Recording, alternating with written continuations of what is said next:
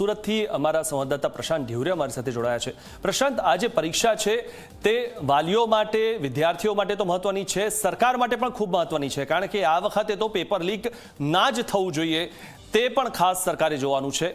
કેવા પ્રકારની સુરક્ષા વ્યવસ્થા?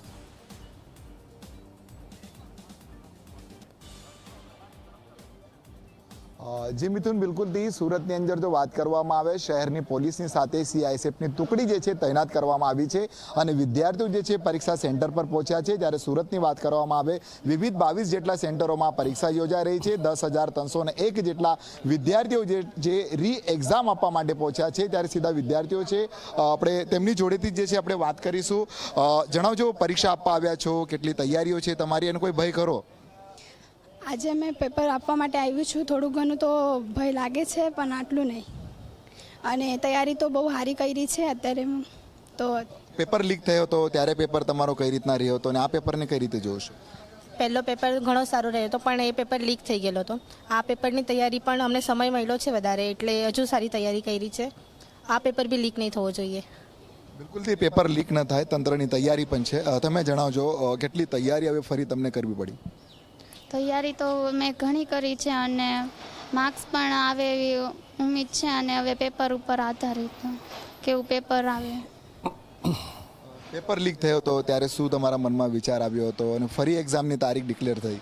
પેપર લીક થયું હતું ત્યારે બહુ દુઃખ જેવું જ લાગ્યું હતું, પણ ફરીથી હિંમત કરીને પાછું પેપર દીધું। આ વખતે બહુ મહેનત, આ વખતે એક્સ્ટ્રા ટાઈમે મેળવ્યો છે, તો એથી ડબલ મહેનત, સારી મહેનતથી એક્ઝામ દેવા આવી છું।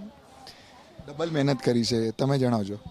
અમે કરી તો છે મહેનત, હવે આ વખતે એક્ઝામ સારી જવી જોઈએ એવું લાગે છે, જશે સારી।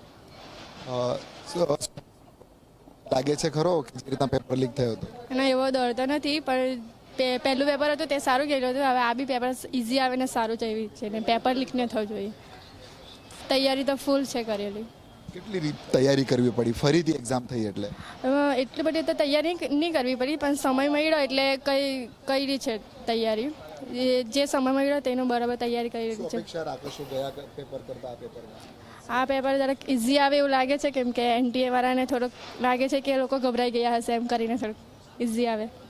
બિલકુલથી મિથુન, વિદ્યાર્થીઓ તૈયારી સાથે જે છે અહીં પરીક્ષા સેન્ટરો પર આવી પહોંચ્યા છે।